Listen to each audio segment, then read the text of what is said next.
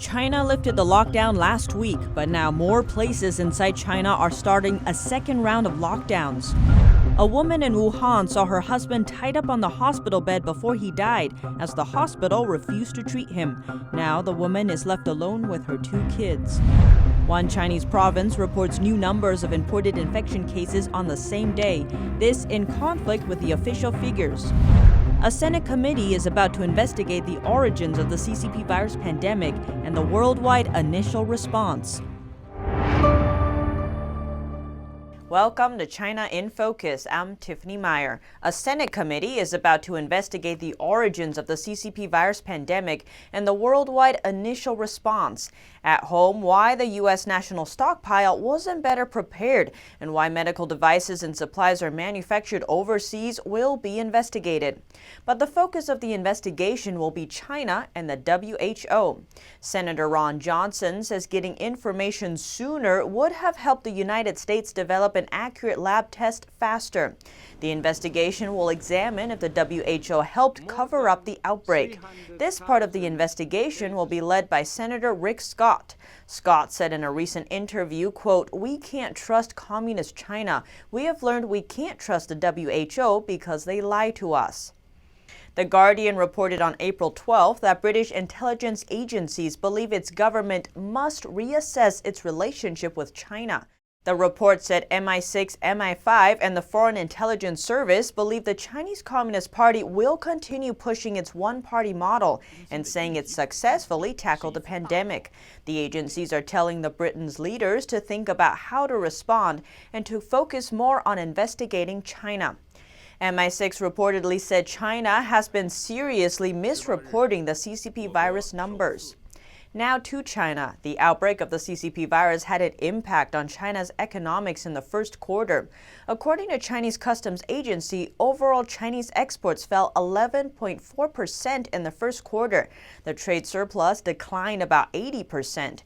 Chinese exports to the U.S. fell 23.6%. 贸易顺差 983.3亿元，减少 80.6%。 China imported about $5 billion worth of U.S. agricultural products in the first quarter, including twice as many U.S. soybeans and 6 times more pork than a year ago. This week, more places in China started the second round of lockdowns. A document circulating on social media appears to be an emergency notice from a county in Hebei province. It was issued on April 13th and asks all cities and villages to restore lockdown measures and resume measuring body temperatures and registering people traveling from overseas or from Hubei province. One netizen wrote Chinese authorities are covering up the epidemic to encourage people to go back to work. That means an outbreak, even a devastating outbreak, is coming again. Conflicting reports on the number of virus cases in one Chinese province. The health commissioner of Heilongjiang reporting 78 imported cases in the province as of April 12th midnight. But on the same day, the mayor of a border city in Heilongjiang says his city has seen over 200 imported cases. That's from March 21st to April 12th midnight. 目前呢，累计报告的这个确诊病例呢是243例。 The commissioner of the Federal Communications Commission, Brendan Carr, asked Chinese authorities to undisappear Dr. Ai Fen from Wuhan. Ms. Ai passed on medical diagnosis about the CCP virus to whistleblower Dr. Li Wenliang. A video has now appeared on Ms. Ai's social media account. 2020年4月13号下午2点半钟。 今天天气很好，阳光明媚。 She's standing in front of the emergency building of Central Hospital of Wuhan. She says it's April 13th and that she's working as usual and everything is well. But no media can reach her or ask her questions. It's unknown if she made the video under pressure from the authorities. And in the race to develop a vaccine, 2 pharmaceutical giants are teaming up in an unprecedented move to create a vaccine to combat the CCP virus. GlaxoSmithKline and Sanofi have put aside their differences for now and announced they're teaming up to develop a vaccine that enhances the immune system. GSK hopes by joining forces, the vaccine can be developed much faster. It can often take up to a decade to get a new vaccine. And Johnson & Johnson aim to produce up to 900 million doses of its potential vaccine by April 2021. That's if test trials go well. Human testing is set to begin in September. A Wuhan woman tells us about the circumstances surrounding her husband's death. She says when he fell ill near the start of the epidemic, the hospital refused to treat him. NTD's Chu Wen-rong has the story. A Wuhan woman says her 47-year-old husband was tied to a hospital bed for 3 days, still conscious until he died. He said he was feeling unwell. The doctors didn't really try to rescue him, so he was just tied up on the hospital bed so that he could not move.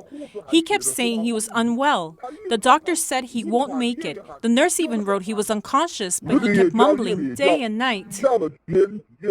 Xiang is a Wuhan resident who has 2 kids. Her husband died in the hospital on January 25th after running a high fever for 4 or 5 days. In the beginning, he had no fever. He went to the hospital to see a doctor and stayed there for 7 or 8 days. The hospital said that his illness was very complicated and he had to go to the intensive care unit. Xiang's husband had diabetes. After a week in the hospital, he was transferred from the intensive care unit. The hospital said the intensive care unit had to close, but they didn't tell her the reason. The doctor said he would be transferred to a general ward. I was happy in the beginning, thinking that his illness was cured. I could finally be with him. But by then, he had high fever every day. Just a few days later, she says he was in a critical condition. Xiang had to sign a bunch of papers. She didn't try to understand what she was signing because she just wanted to save her husband's life. I think the hospital is all about the money. To save someone, you need to pay first. They put a bunch of papers in front of you for you to sign, and since you want to save a life, would you read over 10 piles of paper? She added when her husband was in critical condition, doctors made every excuse to refuse treatment. They said that there was no ward nor intensive care unit available. No one was willing to accept him. The doctor said that you should be happy to have a hospital bed. Some people can't even get a hospital bed. She says that the doctors also refused to give him medicine and told her to buy it herself. The doctors diagnosed Xiang's husband as having severe pneumonia, but she believes that he contracted the CCP virus at the hospital. I can only count this as bad luck, unfortunate. What else can I do? She's now left with her 2 daughters, aged 3 and 22 years old. She said she can only hope that the future will be bright. Reporting by Hong Ning and Chu Wen-rong, NTD News. Gratitude today on Capitol Hill. President Trump welcomed survivors of the CCP virus to the White House today to share their unique stories of recovery after facing the worst. President Trump on Tuesday thanked a group of survivors for gathering at the White House following their recent battle with and recovery from the virus. They've all got very interesting and very different stories to tell. He called them all very brave, adding that for some, the sickness brought them to the edge of life. The president went around the table, inviting the guests to share their stories. Across the table, Trump recognized former NFL football player Mark Campbell, a friend of Tom Brady's, who he said didn't feel so powerful while sickened. And he was hit hard. Yes, and you weren't so strong when you got hit by that. No, I didn't feel strong at all at that point. Yeah. The president reiterated that progress is being made on a vaccine, as well as therapeutic treatments, and expressed hope for a cure. The U.S. will halt funding to the World Health Organization as it investigates its role in the pandemic. The U.S. is by far the biggest contributor, fronting around $500 million per year. China gives around $40 million. The world depends on the WHO to work with countries to ensure that accurate information about international health threats is shared in a timely manner. And if it's not, to independently tell the world the truth about what is happening. The WHO failed in this basic duty and must be held accountable. Trump says the WHO ignored anything conflicting with the Chinese regime's account. That includes human-to-human transmission of the virus. The WHO knew about it in December, but denied it until January. The silence of the WHO on the disappearance of scientific researchers and doctors, and on new restrictions on the sharing of research into the origins of COVID-19. The president said he's glad he closed the border with China, even though the WHO told him not to. He said if other countries had followed his lead, many more lives would have been saved. American manufacturers have committed to making more ventilators under the Defense Production Act. It allows the president to order private companies to produce critical supplies. He says the U.S. should now have more ventilators than it needs to fight the pandemic. 5 new ventilator contracts have been announced under the Defense Production Act. Private manufacturers, including GE and Hamilton, will now produce 130,000 of them by the end of the year, with 30,000 due for delivery next month. We're probably not going to need them, but we can add that to our stockpile, which is very big, and we can move it around should the surge take place and should it be a very substantial surge. We're ready to rock. Ventilators are complicated and expensive pieces of technology. Not every country has the capacity to manufacture them. If there's excess, Trump wants to send them to other hard-hit countries like Italy or the UK. Outside of our country, they're calling me, every country, they're calling me, so many countries, and I'm going to try and help them because we have thousands of ventilators being built. The CCP virus can cause serious respiratory problems for patients, and those put on ventilators have a low rate of survival. But recently, long-term ventilator recovery rates have been improving. Louisiana reporting that 40% of its ventilator patients are leaving the hospital. Reporting by Paul Graney, NTD News. New York has suffered about 11,000 deaths from the CCP virus. While hospitalizations are going down, unfortunately, the daily death toll is not. There are still close to 800 deaths per day. Of the nearly 500,000 people tested for the CCP virus in New York, around 42,000 have been hospitalized. The number of hospitalizations continues to flatline, as it has for the past week. Technically, tick down, which is probably the first tick down, so that's a good sign. But the number of people dying from the CCP virus is not dropping. New York lost 778 lives yesterday. Governor Cuomo is working with 6 surrounding states on a plan to reopen. He and New York City Mayor Bill de Blasio emphasized that more testing is crucial for reopening. De Blasio announced today that the city will make test kits starting in May. 50,000 tests per week to begin. And if we can go farther, we're going to build it up rapidly. Joining this effort will be universities, research labs, local manufacturers, and 3D printing companies. Melina Weiskup, NTD News, New York. In addition, New York City will begin buying 50,000 test kits per week from ARIA Diagnostics. The Indiana company previously donated 50,000 kits to New York. The governor of New Jersey today thanking Taiwan after receiving the first batch of mask donations to help combat the CCP virus. 100,000 masks arrived in New Jersey over the weekend.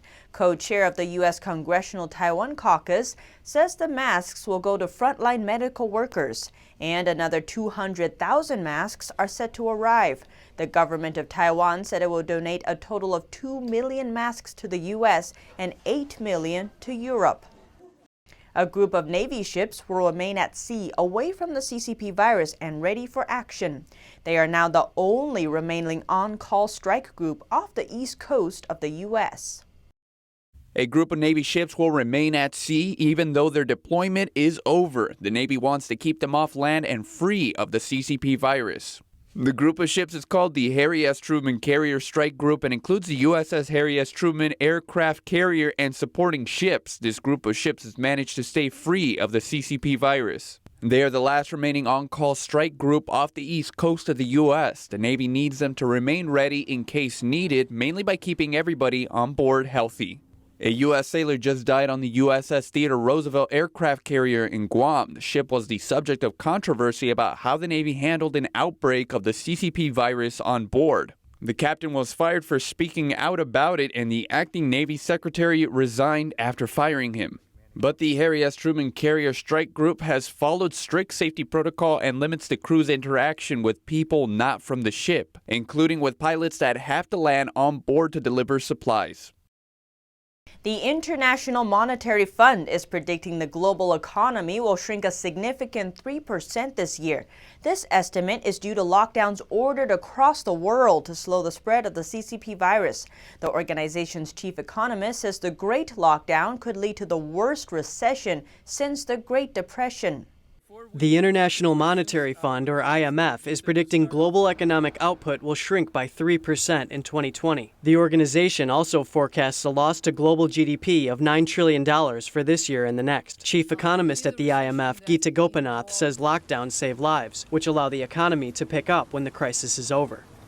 Flattening the spread of COVID-19 using lockdowns allows health systems to cope with this crisis, which then permits a resumption of economic activity.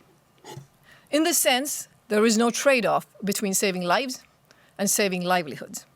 Back in January, the IMF's World Economic Outlook saw this year's economy rising about 3%, making the new projection a 6.3% downgrade. Gopinath says what she calls the Great Lockdown could lead to the worst recession since the Great Depression, far worse than the 2008 financial crisis. But Gopinath adds that the predictions come in spite of substantial uncertainties regarding the way the virus spreads. That includes how useful containment measures are and what therapies or vaccines become available. The fund expects the U.S. economy to contract nearly 6% this year, but predicts a 5% expansion in 2021. It also forecasts that China, the world's second largest economy, will have a small net growth this year as the outbreak already peaked in the first quarter.